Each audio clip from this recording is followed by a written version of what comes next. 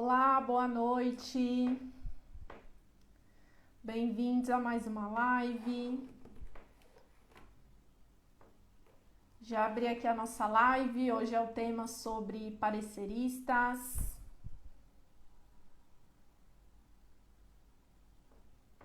Opa, dei o zoom aqui. Deixa eu arrumar a minha imagem. Gente, ó, não tem como, meu óculos tá refletindo aqui a ring light, vai ficar desse jeito porque sem óculos não tem condição. Deixa eu aguardar o professor Cristiano entrar.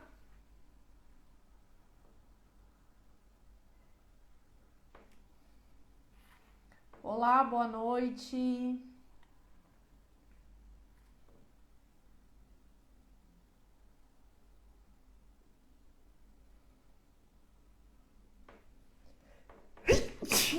Eita, a gripe pegou aqui. Gente, tô arrumando ainda aqui um pouquinho. Deixa eu aguardar o professor Cristiano entrar.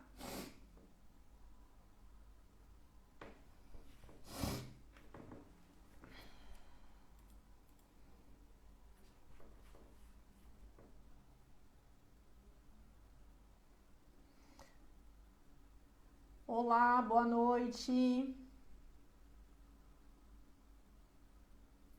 Deixa eu ver se eu consigo adicionar aqui o professor.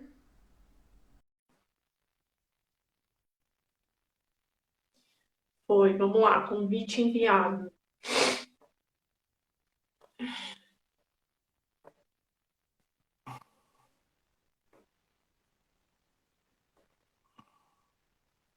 Vamos ver se abriu.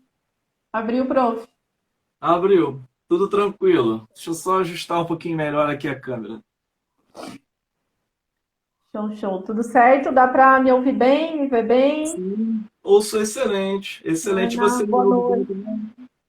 Sim, sim, tudo certo. Boa noite, pessoal. Bem-vindos.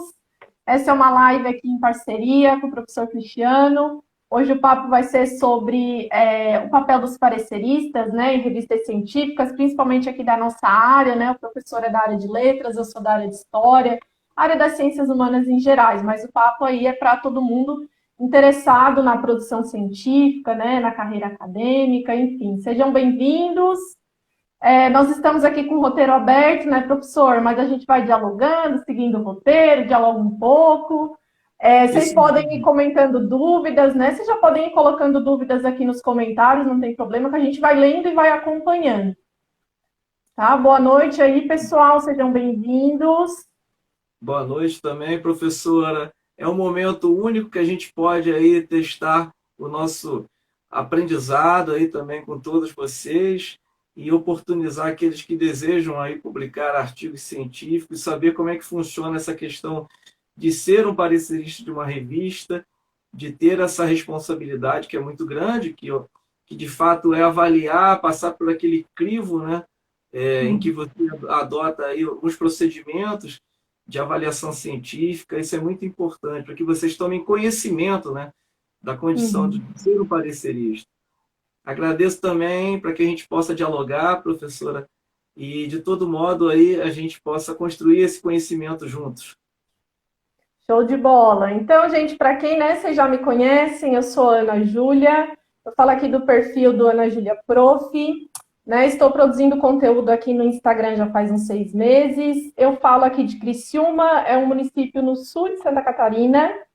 E sou professora de escola pública, eu dou aula aí para, né, para a juventude do ensino médio. Também estou no último ano do meu doutorado, escrevendo a minha tese. Eu mostro um pouquinho aí da minha rotina para vocês, né? Todo dia aí como que é essa vida maluca, né, entre escrever uma tese, dar aula de projeto de vida à noite, né, dar conta aqui da rotina de dentro de casa, né, porque além da nossa vida profissional e acadêmica, nós somos pessoas comuns, né, a gente tem casa para limpar, roupa para lavar, comida para fazer, e assim a gente se vira. Então, prazer, né, em Sim. estar conversando com o professor Cristiano. É bom ter vocês aqui essa noite, sejam todos bem-vindos. E vou deixar o prof. Cristiano aí se apresentar. Bom, de antemão, professora, também agradeço que você tenha aceitado o convite, né, dessa pauta tão importante para todos nós. Atualmente, eu sou pesquisador de pós-doutorado da Universidade Federal do Rio de Janeiro, sob a supervisão do professor doutor Godofredo de Oliveira Neto. Desenvolvo pesquisa sobre o espaço no romance histórico, né, como essa Uhum, questão do espaço ele é representado na narrativa histórica. Eu trabalho com o conceito de que o professor de letras ele possa trabalhar os romances históricos, fazendo reproduzir um pouco dessa questão da ambientação, do macroespaço. São terminologias diferenciadas dessa questão dessas categorias, né? Sou uhum, doutor em médico pela Universidade Federal de Santa Catarina, estudei em Florianópolis. Atualmente também trabalho nessa questão da produção de conteúdo digital, também sou professor universitário da Unifael e também sou concursado na Rede Pública do Paraná. Então, de todo modo, eu penso que produção de conhecimento, quando você tem essa questão do crivo científico, que muito bem uhum, as revistas hoje buscam fazer por meio dos pareceristas, ou seja, por meio daquelas pessoas especialistas no assunto, sobre determinado assunto, isso é sempre bem-vindo, né? Porque nós precisamos publicar, e de fato a uhum, publicação é o que nos mantém vivo na universidade, é o que nos mantém vivo também na produção científica, digamos, nos concursos públicos que vocês pretendem fazer, né, no magistério público, na educação básica, no ensino superior, nós precisamos publicar. Acima de tudo, a publicação, eu defendo essa ideia da publicação, né? E nós que já uhum, somos, digamos, temos uma bagagem com a questão acadêmica, nós precisamos publicar a média de 2 a 3 artigos por ano, para vocês terem uma ideia, né? Então, uhum, essa ideia da publicação de qualidade, ou seja, dar ao artigo científico uma qualidade que ele necessita. O parecerista é uma função de alta responsabilidade na uhum, científica, né? E essa uhum, parecerista, né, professora? Vamos tentar aqui dar um significado para ela, né? A gente montou um roteiro mais uhum, ou menos sobre essa questão do que é ser parecerista. O parecerista é uma pessoa especialista naquele assunto, ele domina muito bem aquele assunto, ele é um leitor voraz de artigos científicos, de monografias, dissertações e teses de doutorado, e também ele é uma pessoa especialista no assunto que ele pretende, digamos, dar o parecer, né, no caso, na revista. Não é bem, professor? uhum. É isso aí que Isso aí, traz esse isso aí, significado. gente. Pode falar um Esse pouco. é o significado da palavra parecerista, né? E a gente não tem esse papel do parecerista somente aqui na produção científica, né? É um papel, assim, emitir pareceres também está em outras áreas para além da acadêmica, né? Na área jurídica também você tem aí os pareceristas que fazem pareceres de determinada legislação, processo, enfim, e outra área diferente da gente. Aqui nós estamos falando parecerista para nós, né? Professores, pesquisadores, especialista, é a função de fazer avaliações, de fazer pareceres, né? E essas avaliações, elas têm que ser especializadas em alguma coisa. No nosso caso, nós somos especialistas, né, conforme aí o desenvolvimento das nossas pesquisas, com o mestrado, com o doutorado, em algum tema ou alguma grande área, que nós conseguimos emitir algum tipo de avaliação daquela produção acadêmica, daquela produção científica. Então, esse é o papel de um parecerista, tá? É fazer uma avaliação especializada, qualificada da produção científica, da produção acadêmica. E é importante que o parecerista ele saiba a proposta da revista, né? Quais são as principais linhas editoriais de cada revista, o público-alvo dessa revista, né? O rigor que ela segue na análise dos artigos científicos, né? Se essas revistas também elas têm, digamos, são ligadas a algumas agências de fomento ou não, quais são as Uhum, ligações que essas revistas também mantêm, né? Ou seja, precisamos assim saber quando nós somos pareceristas, somos convidados a dar parecer para uma revista, nós precisamos saber o escopo da revista, ou seja, como essa revista por trás dela, quem é o editor-chefe, o que esse editor-chefe, qual é né, o grau aí de, digamos, de especialidade do editor-chefe, porque antes de ir para o especialista, para o parecerista, que é um especialista no assunto, o artigo primeiro passa pelo editor-chefe. O editor-chefe vai averiguar se o artigo segue aqueles padrões, ou seja, aquelas normativas de publicação, se está dentro das 20 laudas ou das 15 laudas, se o padrão de referências ali ele segue as regras da BNT, se as citações estão de acordo com o padrão, o rigor da revista, né? Que são as normas de publicação da revista. Cada revista tem um escopo, cada revista tem normas de publicação. Então, o parecerista ele vai ser convidado pelo editor-chefe. Mas, acima de tudo, nós, na condição de pareceristas, precisamos também se candidatar a ser parecerista. Né? Pode continuar, professor. Perfeito. É mais ou menos por aí também a área de história. Né? A área de história também segue esse caminho. Né? Isso aí. Só para ficar claro aí para o pessoal que não está muito acostumado com a produção, com essa produção mais corrida, né, de artigos, submete em revista, e aí vem o parecer. Só para ficar clara essa função, gente. O parecerista é aquela pessoa, né, cujo artigo ou outra produção científica você submeteu em alguma revista acadêmica.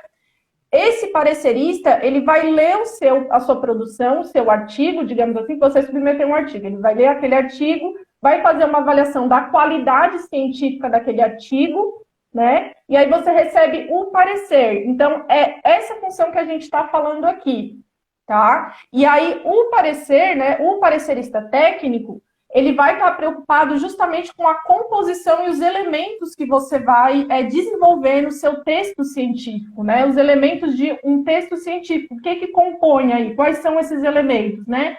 A tua problemática de pesquisa, a tua pergunta de pesquisa, se ela está bem articulada, se ela foi respondida. É o parecerista que vai te dizer, né, quais os limites, né, ali dentro do teu texto.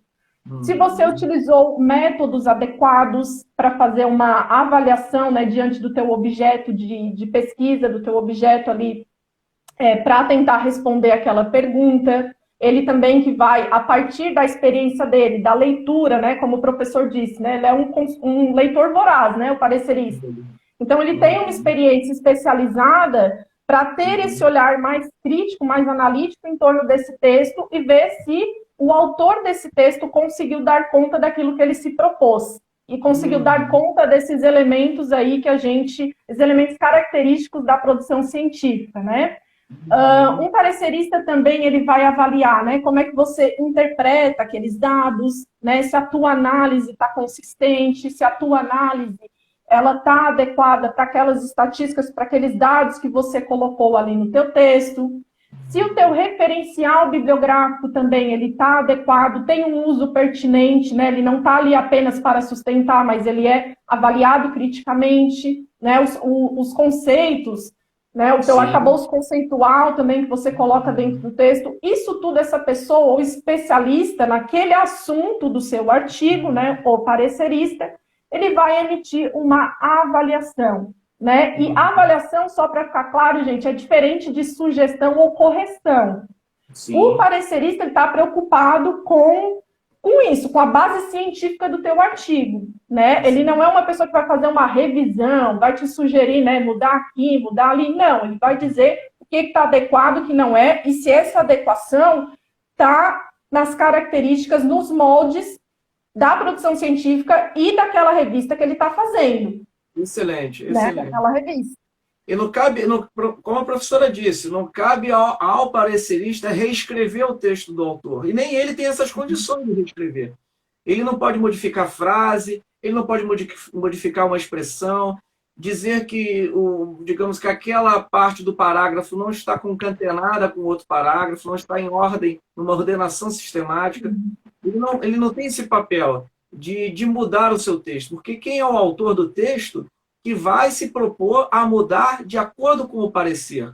E outra questão importante também é que o parecerista ele não pode utilizar também muito essa questão da questão do valor, ou seja, não da questão da pessoalidade, ou seja, ele tem que agir com impessoalidade, né? Agir com impessoalidade, de forma imparcial. Isso é um pouco difícil, porque vamos dizer que o especialista, que é o parecerista, ele recebe um artigo, às vezes, que é de um autor que ele já esteja estudando, que ele já esteja, digamos ali, numa profundidade muito grande sobre aquele autor. Por exemplo, vamos imaginar aqui o Mário de Andrade, o Turista Aprendiz, tá? Que foi a obra que eu trabalhei no meu mestrado.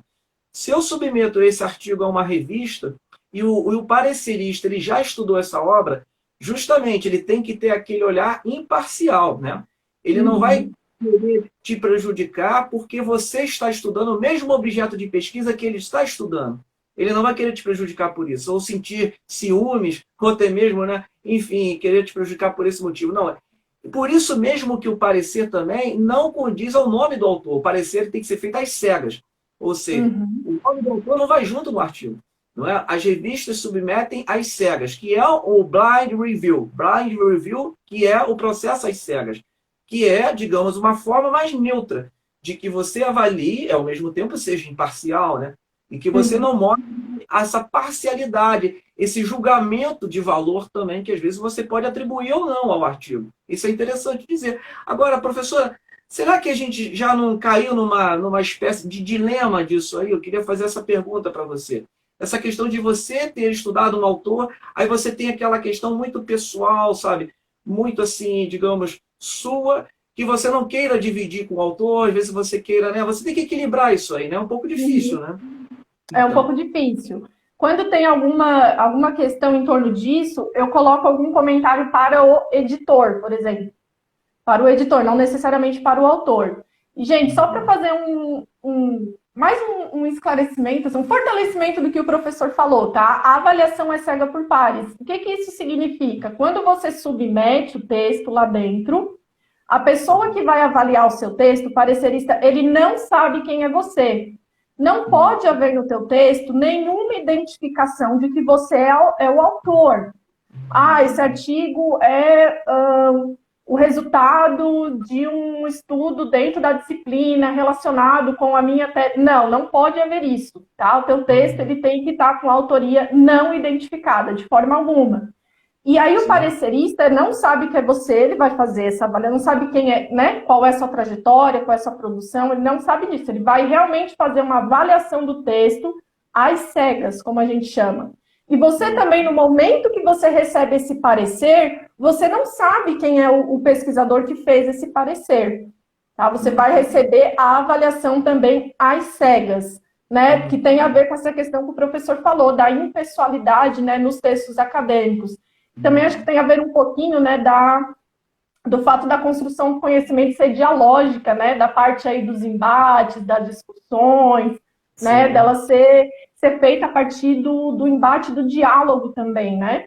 Acho que esse é um papel interessante aí dos pareceristas.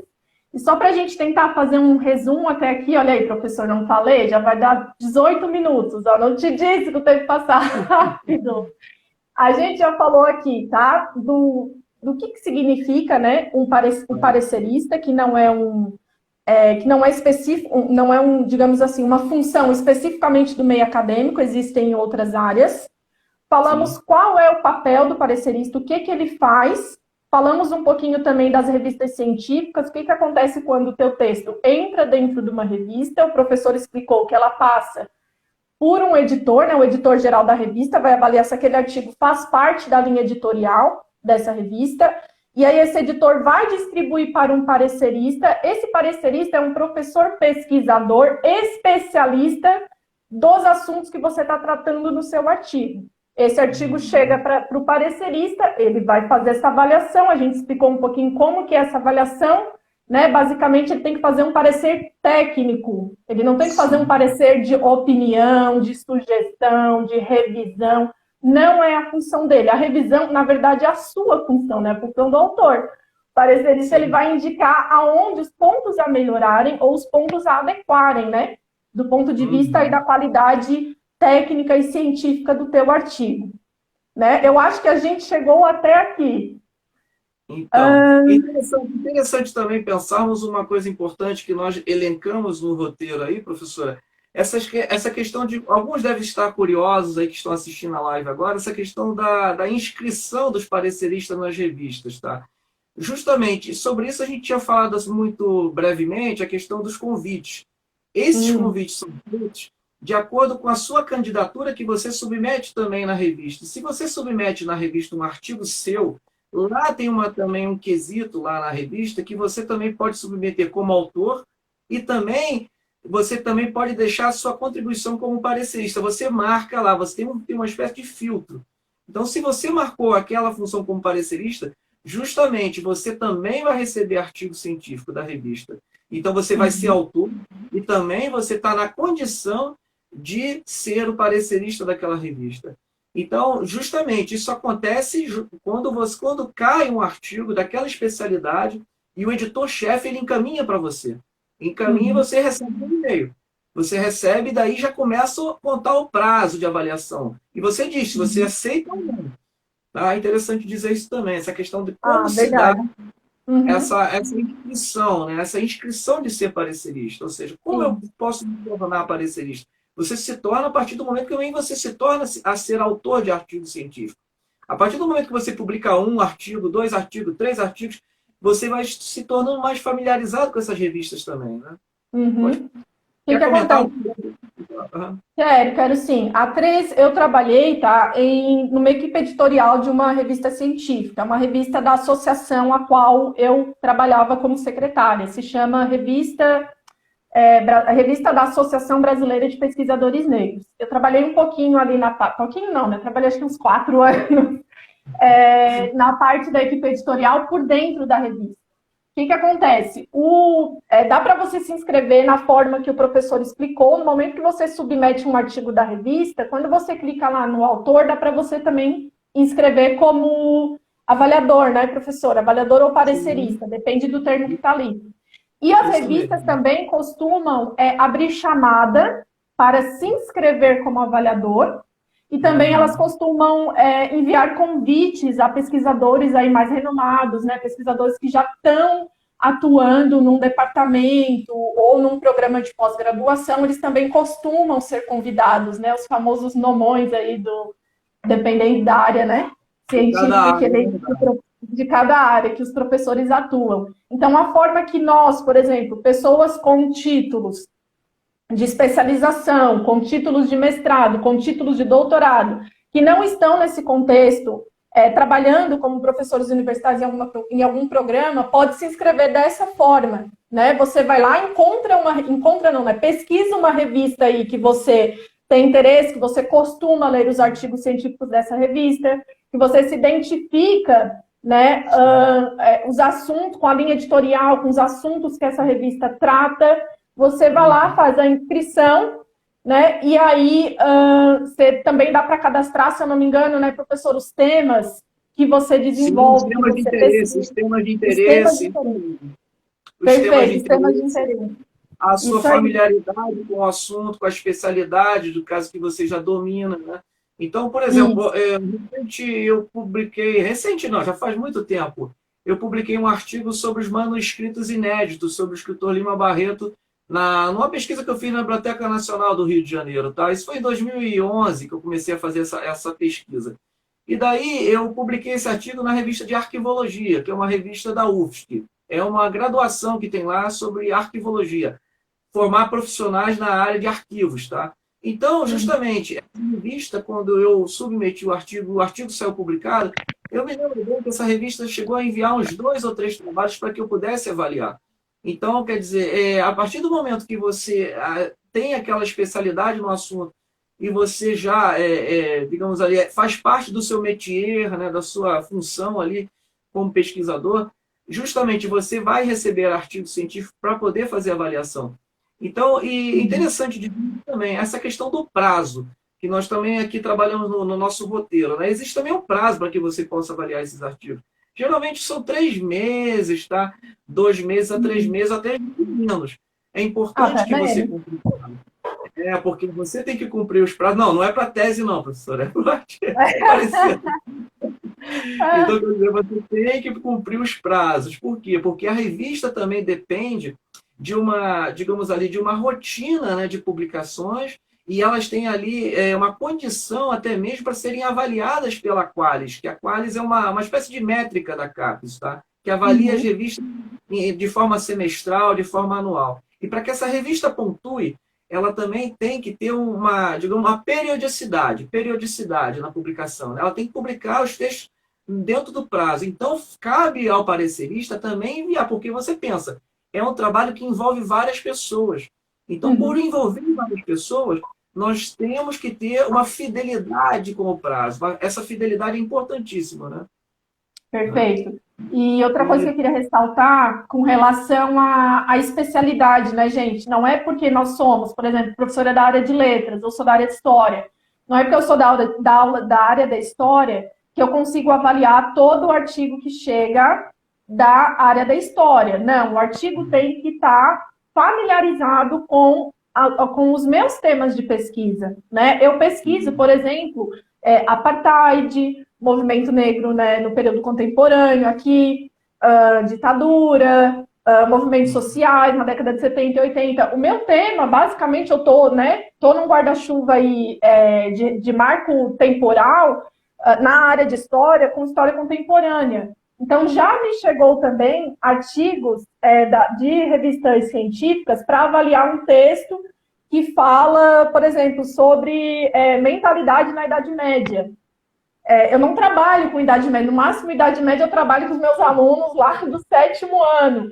Então não faz sentido, porque eu não tenho experiência, né, em metodologia, em problema de pesquisa, em discussão teórica sobre Idade Média. Tá? Então, quando a gente está falando de parecerista especialista, né, ele só avalia coisa na especialidade dele, de fato só na especialidade dele, com temas que de fato ele tenha experiência, ele tenha leitura e ele tenha relevância a indicar ali naquele texto.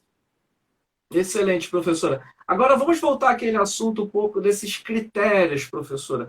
Vamos pensar nos critérios de avaliação do artigo científico, vamos falar um pouco, né? Então, os critérios são eles, né? A questão do resumo, eu tenho que ler o resumo, eu tenho que verificar se o título ele é condizente ao trabalho em que o pesquisador se oferece a fazer. Se o título é metafórico, o pessoal das letras utiliza muito o título metafórico, tá? Então, assim, metáforas, né? Figuras de linguagem. Mesmo assim, existe um ar de criatividade. Essa palavra criatividade é fundamental. Criatividade e originalidade no artigo científico. Ou seja, a partir do momento que você identifica que aquele artigo ele tem uma voz autoral, ele tem uma voz que traz uma propriedade, né? Que traz, digamos, uma articulação das ideias, que faz aquilo muito bem feito, de uma forma muito assim elegante. Você que já é amadurecido na leitura, você vai perceber isso, né? A questão da introdução, se ele cria uma problemática, se ele trabalha com a fortuna crítica, ou seja, a revisão de literatura, né? Se a revisão de literatura já é exposta ali também. Então, a metodologia que ele trabalha, se é uma metodologia bibliográfica, né? Se ele trabalha essa questão também mais sistemática, né? Do artigo científico, uma introdução, desenvolvimento, conclusão, essas etapas que ele segue também. Não justamente com esses nomes, mas seguindo essas etapas. E outra coisa importante também é a questão do plágio. O plágio ele precisa ser averiguado também pelo parecerista. Se o parecerista nota alguma coisa um pouco estranha no texto, principalmente aqueles leitores, aqueles pareceristas que já são, digamos, afinadíssimos com o tema de pesquisa que eles estão ali, que ele está avaliando. E se ele nota isso, ele pode passar pelo software de plágio, ele pode utilizar o Copy Spider, ele pode utilizar o Plagiarism, né, que é outro software importante. E se ele nota isso, ele tem que comunicar ao editor-chefe da revista, que aquele artigo automaticamente ele está reprovado. E aí ele comunicando ao editor-chefe, o editor-chefe vai tomar algumas providências, né? Então, pela rejeição, propriamente dito pela rejeição, né? Gostaria de comentar alguma coisa sobre isso também, professora? Sim, prof. Dos critérios de avaliação, né, gente? Ficarem muito atentos quanto a isso, porque todo parecerista ele recebe um formulário de avaliação. Esse formulário de avaliação, ele é composto ali por questões para ele prestar atenção, para ele avaliar, para ele fazer ali a análise da qualidade do artigo. Então, esses critérios de avaliação que o professor falou um pouquinho, a gente pode estar retomando aqui, é importante no momento de você ter isso em mente na hora que você for escrever e submeter o seu artigo. Ele tem que fazer, esses elementos, né, do critério de avaliação, tem que fazer parte do teu artigo. É isso que o parecerista está preocupado, é naquilo que ele vai olhar, né? E essa avaliação, né, o professor deu o exemplo do título, por exemplo, o título ali, né, da área da letras. Para a gente, na história, o título ele tem que ter sempre um marco teórico e espacial. Por exemplo, quando a Olha gente só. recebe um texto, quando eu recebi um texto, por exemplo, história do movimento negro. Não, mas espera aí, movimento negro, ele está falando de qual estado, ele está falando de que época, de que ano, qual é o período. Seu título tem que ter uma delimitação. O parecerista, no momento que ele abrir o texto ali para fazer o parecer, ele vai prestar atenção nisso, se o teu título está condizente ou não com a proposta do resumo que o professor falou. Eu trouxe aqui para vocês alguns critérios, né, com base em formulários de pareceristas. O professor também vai trazer um pouquinho para vocês daqui a pouco. Né, vou falar aqui por cima quais são um pouquinho esses critérios, tá? Varia de revista para revista, mas basicamente são aí os critérios gerais. É uma espécie de barema, né? Ele vai estar ali um escopo que a pessoa vai utilizar para pontuar e vai seguir com uma orientação também, né? Digamos, de Perfeito. avaliação. Vai guiar a leitura, né, gente, do parecerista ali no momento que ele for avaliar. Ele vai ter que prestar atenção na relevância e importância do tema, do assunto e do objeto do artigo, a qualidade da análise teórica, né? O que é análise teórica? É como você utiliza ali, como você traz o seu referencial teórico dentro do texto. E metodológico, né? Não é só explicar como você vai fazer, mas também referenciar, sustentar essa escolha metodológica que você colocou, né? E nos usos dos conceitos. Uso da bibliografia de relevância, pertinência e atualidade compatíveis com o tema abordado. Por isso que o teu parecerista tem que ser um especialista dentro do teu tema, porque ele conhece também o campo de conhecimento, o campo de produção de conhecimento, e conhece os autores também que você está utilizando. Ele tem familiaridade com isso e ele vai dizer se essa bibliografia é pertinente ou não. Clareza na definição dos problemas e hipóteses investigados e nos resultados obtidos. Ou seja, se o teu problema de pesquisa está bem colocado e se ele foi respondido, né? E como que ele foi discutido, quais foram as tuas considerações em torno dos teus resultados. Adequação gramatical do texto. Aqui a gente está falando de adequação, não é revisão, né? É um pouquinho diferente. Aqui o parecerista, ele presta atenção na coerência, na coesão textual e adequação à norma culta da língua.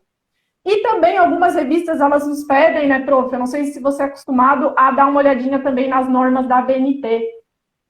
Sim, sim. Algumas revistas também exigem isso, né?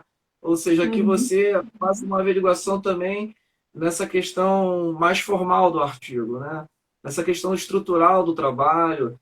E vai depender de revista para revista, porque aí entra numa escala também de pontuação, né? Porque nós temos a Qualis, que avalia as revistas, e a revista B5, B4 vai ser uma revista, digamos, de uma exigência talvez menor do que uma revista A1, A2. A A1, A2, que é a exigência máxima da Qualis, né, pela CAPES, são as revistas mais difíceis de publicar. Geralmente são revistas em que os pós-doutores publicam, porque eles têm o quê? Uma pesquisa muito original, eles trazem resultados diferenciados, eles trazem digamos, um ineditismo, algo inédito, né? Algo inédito na sua publicação. Então, por exemplo, do Museu Paulista, vou dar um exemplo aqui, Revista Científica do Museu Paulista, tá? É uma revista, por exemplo, A1, tá? Se eu não me engano, A2 ou A1.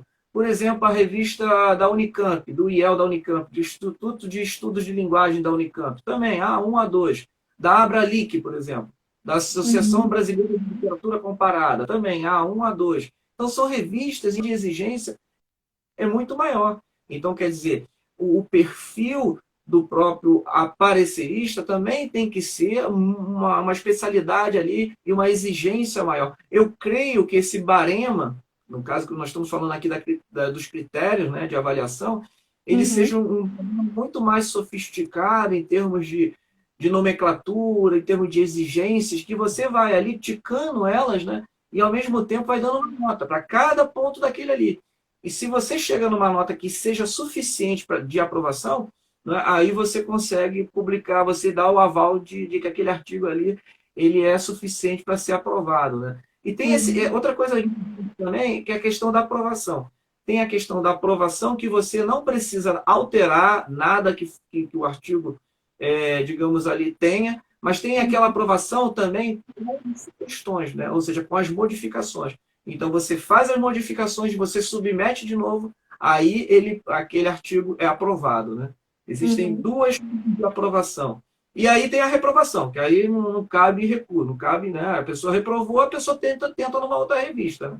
Essa é a Tá. ideia, né? E, professor, você sabe dizer para a gente se tem uma titulação mínima para fazer pareceres? É interessante a sua pergunta, professor. Então, existem revistas que o mínimo seria o mestre, né? Há Uhum. outras, o mínimo, o doutor, né? Então, isso vai depender de revista para revista, mas a titulação mínima é de mestre para cima, no caso, né? E vai Eu ter ia também, comentar. e vai ter também aquelas revistas que vão analisar o perfil do próprio parecerista, né? A carreira acadêmica, se ele já orientou dissertações, se ele já orientou teses de doutorado, se ele já publicou muitos artigos, né? Se ele já tem uma carreira acadêmica sólida. Então, quer dizer, outra coisa importante é se ele tem conhecimento de língua estrangeira, se ele fala outro idioma, né? Porque pode chegar para ele também textos vindos do exterior, no caso, né? E ele tem que ter conhecimento da língua estrangeira. Dele falar, dele escrever, de saber ler em inglês ou francês, né, no caso. Uhum. Então, isso se torna também mais dificultoso para que o próprio parecerista tome e escreva um parecer sobre esse assunto, né? Perfeito. Por que que eu perguntei isso, né? Muita gente aqui do perfil está buscando o título de mestre, né? Se interessou ali, me perguntaram, Angela, o que é parecerista, né? O que faz um parecerista? E, gente, o parecerista, né? A gente explicou aqui, né? Que ele faz essa avaliação, mas para se tornar tem que ter pelo menos o título de mestre. Quando eu terminei a graduação, eu não lembro de ter feito parecer somente com o diploma da graduação, não lembro mesmo, tá?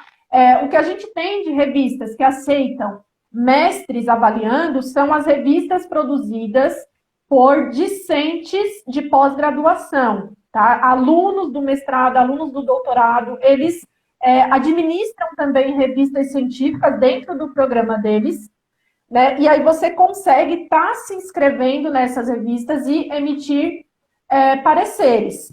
Como que eu encontro uma revista da minha área, tá? Você tem que pesquisar, e eu até indico pesquisar de forma livre, porque lá no site não lembro se é a Sucupira ou se é a CAPES, para achar as revistas, acho que é a CAPES, né? Portal de Periódicos da CAPES. Isso. A última avaliação é de 2017.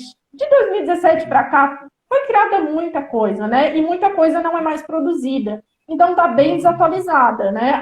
Não sei se o professor está por dentro, a minha amiga a professora Carla Hask, né, da Universidade da Unifesp, me disse que a CAPES está fazendo uma nova avaliação. Não sei se o professor pode confirmar isso, das revistas. E está para sair essa nova avaliação da Qualis, né? Dos Sim. periódicos. Então, tem muita coisa nova. Então, o que eu indico para o pessoal? Pegue programas de pós-graduação da sua área, por exemplo, da história, e pesquise ali no Google a revista discente de pós-graduação saúde, revista discente pós-graduação direito, revista discente pós-graduação letras. Tem inúmeras, tem muitos programas aí qualificados, né, com nota 6, que apoiam os alunos a produzirem as suas próprias revistas científicas. Então, você já consegue participar, emitir pareceres, ler artigos científicos, né? Por um lado, você contribui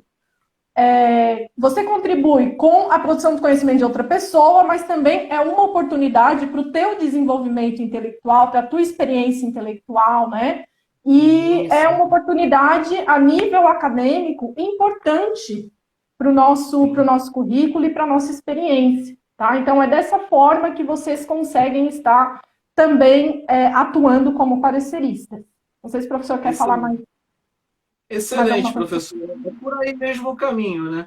Para se tornar um parecerista, nós temos que ser voraz, um leitor voraz de artigos científicos, buscar aí estruturar o nosso próprio pensamento, né? Essa condição de ser autor é saber equilibrar a nossa voz com as dos outros teóricos também. Isso é um assunto também importante, que nós temos que verificar na condição de parecerista. Se aquele artigo ele não está citando em demasia o mesmo autor, não é? Porque aí acontece também essa questão digamos, do equilíbrio de conceitos trabalhados por outros autores. Se ele mostra o mesmo autor, ele não dialoga com outros. ele precisa manter esse diálogo com outros autores, com outros teóricos, né? Ele precisa saber articular com essa revisão de literatura, saber quem já falou sobre aquele assunto. Eu, por exemplo, já tive um artigo reprovado, já tive um não, né? Já tive algum Todo mundo reprovado. tem. A gente tem que se acostumar com isso. A gente submete o artigo e a gente tem que saber que os pareceristas, eles têm, digamos, né, formações ali, opiniões ali, mas ao mesmo tempo leituras diferenciadas. E, no caso, se for reprovado, a gente tem que aperfeiçoar o texto com aquele parecer, né? E reescrever o artigo e tentar uma outra revista, né? Não vamos ficar aí emperrados numa mesma revista. Temos que ir trabalhar, né? Aquela coisa. Mas a condição interessante é essa questão do equilíbrio da voz, da sua voz como autor e da voz dos outros autores. Tem muitos artigos que, às vezes, eu também faço parte do corpo editorial de uma revista, que eu noto que a voz de outros autores aparece mais que a voz do autor principal. Quer dizer, aquele artigo é um calhamaço de citações, né? Um calhamaço de outras citações. E isso perde, digamos ali, o rigor da pesquisa científica. Então, ao mesmo tempo que você não se desafia, você não constrói desafios, né? Você não se posiciona, né? E aí eu trago o pensamento aqui do Pedro Demo, né? Pedro Demo diz isso, que a gente tem que não precisamos concordar com todas as autoridades. Nós precisamos discordar das autoridades, mas ao mesmo tempo fundamentar o nosso raciocínio. Está num livro dele lá sobre pesquisa científica, lá na década de 80, o livro do Pedro Demo, né? E outros autores vão falar sobre isso, né? A Humberto Eco, né? Outros autores, a Marisa Lacasse, enfim, outros autores também vão falar um pouco sobre essa questão da escrita científica, né?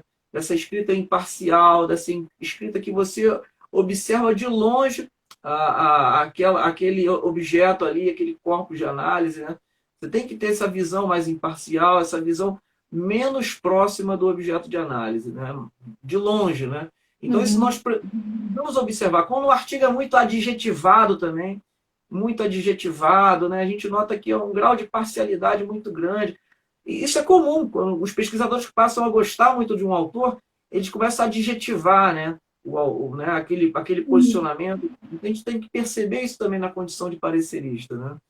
Perfeito. E, gente, todo mundo na sua carreira acadêmica tem pelo menos um artigo recusado. É que a gente não gosta de falar das nossas derrotas, entre aspas, né? A gente só fala das nossas vitórias. Mas todo mundo tem. Eu tenho uns dois também ali que foram, na época da graduação, que foram recusados, mas depois bola para frente. A gente ajusta, tenta em outra revista. E é importante, gente, a leitura de outras pessoas no teu texto. É muito importante, porque enriquece, você consegue depois, né, amadurecê-lo, né? A escrita acadêmica precisa de um outro olhar, precisa de um amadurecimento, de um fortalecimento conforme o tempo e conforme a tua experiência, né, em torno do desenvolvimento científico. Então, né, não tome dores por conta de um não numa revista, né? Pelo contrário, aprenda ali com a leitura de alguém mais experiente, né? Especialista ali naquele tema.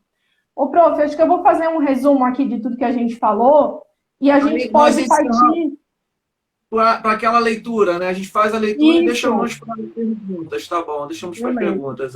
Pessoal, se vocês tiverem perguntas, vocês podem ir escrevendo que depois eu cato aqui cato na conversa aí as perguntinhas, tá bom? Então, a gente já falou para vocês, né, o papel do parecerista, como que você se torna um parecerista, qual a titulação mínima, né, como que você busca essas revistas, qual é o crivo, né, quais são os critérios de avaliação aí dessas revistas científicas, o que um parecerista ele está preocupado, o que ele vai analisar, né, a nível para tentar fazer uma avaliação, um parecer da qualidade científica do teu artigo, né? Um parecerista, ele também avalia, além do artigo, né, ele pode avaliar também resenhas, ensaios, dentro lá das revistas científicas. Você não tem só a possibilidade de produzir conhecimento somente no formato, no escopo de um artigo, você pode produzir também de outras formas. Eu adoro resenhas, por exemplo. Adoro resenhas, é uma oportunidade, assim, bacana de você divulgar um trabalho, né? As resenhas que eu tenho publicadas são de dois amigos meus, né? Publicaram os seus livros, ali as suas dissertações, eu fiz questão de ler, produzir uma resenha bem bacana, enviar para a revista, publicar, ajudar a divulgar. Também é uma forma de você estar diversificando a tua produção, digamos assim. Falamos desses critérios, né, gente? Esses critérios são importantes para o momento de você produzir, tá? Que a gente está falando como parecerista, mas tome essas orientações como autores, né? Como autores aí dos seus artigos científicos. O professor também falou sobre a questão do plágio, né? Indicou ali alguns sites, algumas ferramentas para você também, que são utilizados pelos editores para verificar, né, averiguar a questão do plágio na produção científica. E eu acho que é isso, né, prof? Vamos ir para a leitura dos pareceres. A gente comentou aqui com vocês. Isso, agora vamos para uma prática exemplificada. Vamos supor que um de vocês que estão assistindo essa live agora se torne um parecerista e precise construir, formular uma redação, um parecer. E eu agora, já de antemão, digo uma coisa. Para que se possa fazer o parecer, você precisa também ler os pareceres. Você precisa se tornar um leitor de pareceres. Então, o parecerista ele se forma na medida que ele lê os pareceres e verifica como os pareceristas articulam essa linguagem. Aqui eu não vou dar nome, não vou dar nome à revista, não vou dar nome a nada. Suponhamos que você submeteu um artigo científico em que você trabalha a questão das minorias na literatura brasileira. A questão das minorias. Você, autor, submeteu um artigo. Lógico, aqui nós não temos o texto, né? Fica um pouco difícil ter noção, mas vocês terão noção assim do texto, do parecer. É isso que eu quero dizer a vocês aqui, tá? Então, o tema é esse. O tema é as minorias na literatura brasileira, tá? E você submeteu e o seu artigo, infelizmente, foi reprovado. Foi reprovado. Tá? Você submeteu numa revista A1, uma revista mais conceituada, uma revista que tem, né, aí um grau de exigência muito maior, buscando a originalidade, ineditismo, enfim, uma série de coisas, contribuições teóricas e científicas. No campo das letras, tá? Você é pesquisador na área de letras, tá? Eu vou ler o parecer 1 e vou ler o parecer 2 e vou explicando enquanto eu leio, tá? No parecer 1, o parecerista diz assim: o tema é interessante e atual. Lembrando mais uma vez, o título é As Minorias na Literatura Brasileira. É um título bem amplo, né? Mas eu poderia dizer As Minorias no Romance O Cortiço de Aloysio Azevedo. As minorias no romance O Cortiço de Aloysio Azevedo. Tá, vou ler. O tema é interessante e atual. O artigo, porém, não avança sobre o estado da questão. Ou seja, não avança sobre o que ele propõe. Tá? A representação de excluídos tem sido muito tratada ultimamente, e ao menos desde os pobres na literatura brasileira. Quem tem esse livro é o Roberto Schwartz, organizado por ele. Tá? Então, aqui já está dizendo que o autor não pesquisou a revisão de literatura, não fez a revisão de literatura, não citou as autoridades sobre aquele tema. Ele pecou nisso. Inclusive, é um livro que está aqui, ó. Os Pobres na Literatura, organizado pelo Roberto Schwartz. Tá? O livro que está aqui. Então, vamos lá, continuando. O livro é de 83. É tema com extensa fortuna crítica. Tá? O livro não é do Roberto Schwartz, é organizado por ele. Mas são vários ali especialistas falando desse tema, dos pobres na literatura brasileira. Mesmo tratando-se de estudo de caso, representação dos excluídos em determinadas obras, cujo recorte é claro, o artigo restringe-se a relações bastante mecânicas entre passagens retiradas do corpo de análise e conceitos de teóricos e críticos consagrados, sem ampliar diálogos e sem chamar para o debate. Né? Aqui que ele quer dizer que você não, digamos, você reproduz de forma mecânica. Ou seja, você tem ali, digamos, aquele excerto, aquele fragmento que só serve de forma ilustrativa. Você só está enchendo um pouco a linguiça ali do texto, mas você não esclarece, você não explica. Olha, o explicar é desdobrar, é você trazer novas significações sobre aquela, é uma espécie de paráfrase, explicar o texto, né? A gente sabe disso. Então, sem ampliar diálogos, sem chamar para o debate, ou ao menos sem referir minimamente situações informadas por essa longa e rica exploração do tema. tá? Olha, ele está dizendo que é longa e é rica a exploração, né? Utilizou dois adjetivos para caracterizar o artigo, né? Como questões periféricas, um pouco consequências dessa concepção de desenvolvimento, os parágrafos são excessivamente longos, tá vendo? É aquele autor que às vezes escreve parágrafos de 8, 10 linhas. Nós temos que ter a ideia de parágrafo, que é uma ideia central, um núcleo central, por meio do núcleo central, eu interrogo o núcleo central para construir as demais ideias. Encerrei a ideia do núcleo central, aí eu desenvolvo outro parágrafo. Ideia de parágrafo. Nós aprendemos lá no ensino médio. Tá? É mais ou menos uma ideia da língua portuguesa, né? Então, ele está dizendo aqui, ó, os parágrafos são excessivamente longos, as conexões abruptas e a pontuação, sobretudo o emprego da vírgula, deixa a desejar. Então, às vezes, o autor tropeçou na vírgula, né? Agora, o parecerista 2, tá? O parecerista 2. Então, nós temos um que deu negativo, o segundo deu negativo, aí é reprovado. Se os dois deram negativo, ou três deram negativo, aí não tem chance de aprovação, né? O segundo parecer diz assim, ó, o artigo preserva ainda fortemente características de um trabalho acadêmico, tese ou dissertação, tá? Faltando um trabalho mais apurado de edição para transformá-lo em artigo, o que poderia deixar a leitura mais fluida e agradável. Então, o que ele quer dizer com isso? Que existe um aproveitamento textual por parte do autor da sua tese ou da sua dissertação. Isso não é um pecado, mas você precisa retrabalhar o texto. Você precisa retrabalhar aquela linguagem e dar um aspecto de artigo científico, entendeu? Então, porque o texto, às vezes, ele está ali, digamos ali, até mesmo buscando uma interlocução com os demais capítulos. Você esqueceu de tirar aquilo. A gente tem que ler o texto com mais apuração, né? Continuando. Nesse sentido, também espera-se que um artigo científico original ofereça um diálogo com outros trabalhos semelhantes. Contudo, as referências são bastante desatualizadas. Está vendo ali? A referência teórica. A maioria com mais de 10 anos. E o texto permanece muito fechado em si mesmo. Tá? O articulista também não observou as normas da revista ao submeter o artigo. Faltam o título, o resumo e as palavras-chave em espanhol. Tá vendo? Tem que ter o idioma espanhol. Ele se esqueceu disso. Bem como em inglês. As referências e citações tampouco foram formatadas de acordo com o padrão exigido nas diretrizes aos autores. Eu tinha falado de normas, mas, na verdade, vamos trocar essa palavra normas por diretrizes da revista. Tá? Professora Ana Júlia, fica à vontade. O que achou desses pareceres, então? Eu achei ótimo. Né,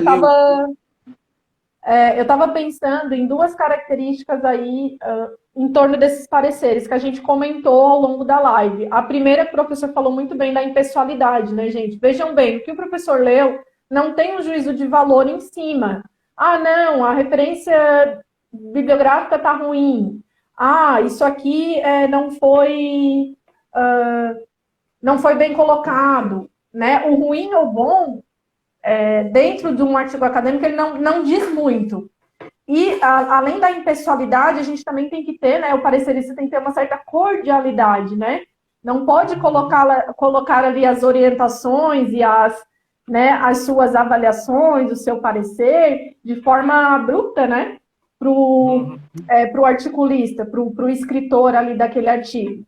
Então, eu achei bem interessante. Vejam que o professor leu trazendo os critérios que a gente falou anteriormente, né? Os critérios, ele falou ali da questão do resumo, falou da referência desatualizada, a referência ela tem que estar atualizada, né? E a pessoa que leu, ela conhece, ela é conhecedora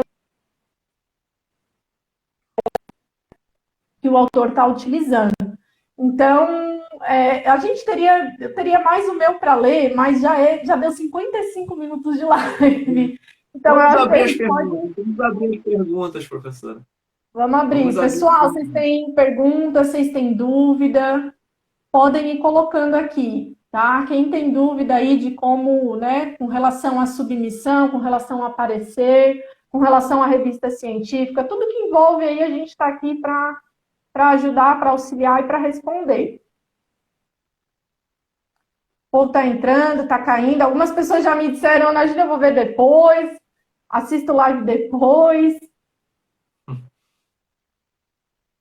Pessoal, se ficou compreensível, né? Se tudo ficou compreensível, se alguma coisa a gente não conseguiu explicar bem, não conseguiu colocar bem, vocês podem estar comentando também, tá? Que a gente faz um fechamento rapidinho. Mas já deu aqui no meu... O cronograma aqui do Insta deu, ó, 55 minutos agora. O nosso acordo era 45. Sempre passa. Passei 10 minutos. 10 minutos. 10 minutos. Então tá, gente, não apareceu nenhuma dúvida aqui, nenhuma colocação, nenhuma indicação. Ó, o pessoal está enviando a live para outras pessoas. A gente vai fazer um fechamento, então a gente tem 5 minutos para fazer um fechamento, senão eu não consigo salvar o vídeo do Instagram. Né? Gostaria aqui de agradecer a participação de todo mundo, a participação do professor, foi um prazer. A gente pode estar fazendo outras lives com outros assuntos também, acho que nós temos muito a aprender aí, extrair um pouco mais do professor Cristiano, a questão aí de produção acadêmica, de escrita, né? O professor tem um canal no YouTube, ele pode falar um pouquinho, indicar. Após a gente fechar aqui, eu já vou publicar a live para vocês. O Instagram demora um pouquinho para renderizar, mas ele já publica em seguida, tá? E aí vocês conseguem assistir a live aí com mais tranquilidade depois, tá? Então, eu encerro aqui agradecendo e passando a palavra para o professor. Depois também a gente pode deixar no YouTube essa mesma transmissão, isso, né? Isso mesmo. Vai ficar no nosso Insta e depois a gente publica lá no YouTube. Show de bola. YouTube. Então, é com grande louvor e carinho também que eu finalizo aqui a nossa live, muito produtiva, muito significativa, acima de tudo, de cordialidade, né? Essa palavra é importante. Nós pareceristas, precisamos ser cordiais, não agir com o coração, mas, digamos, ser educado, polido, né? Ou seja, não precisamos agir de forma bruta, como mencionou a professora. E nós precisamos saber trabalhar a linguagem. E essa imparcialidade também do parecerista. Essa é a mensagem principal, imparcialidade, né, com equilíbrio da cordialidade, o equilíbrio do respeito, né, sendo esse respeito mútuo, né, devemos agir dessa forma. E, acima de tudo, lembrem, precisamos ser leitores vorazes de artigos científicos, conhecer as referências, conhecer os autores, os ângulos teóricos dos autores, né, o viés ali, seja ele teórico, até ideológico também dos autores, né? Equilibrar isso na análise e conhecer, né? Para conseguir fazer um parecer muito afastado dessa questão pessoal, né? Dessa questão, digamos ali, de cunho, às vezes muito, né? De juízo de valor e tudo, como a gente mencionou aqui.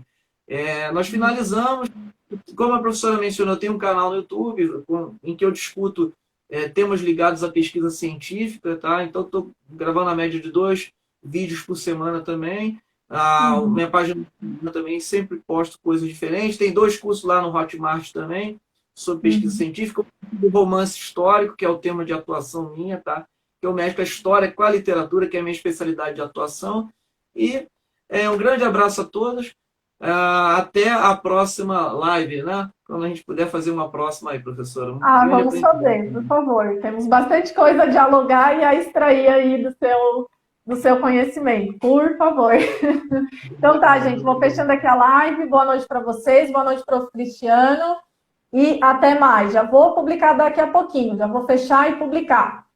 Beijo para vocês, gente. Eu tenho que descobrir aqui como é que eu fecho. Toda vez é isso. Acho que é aqui no X. Encerrar vídeo.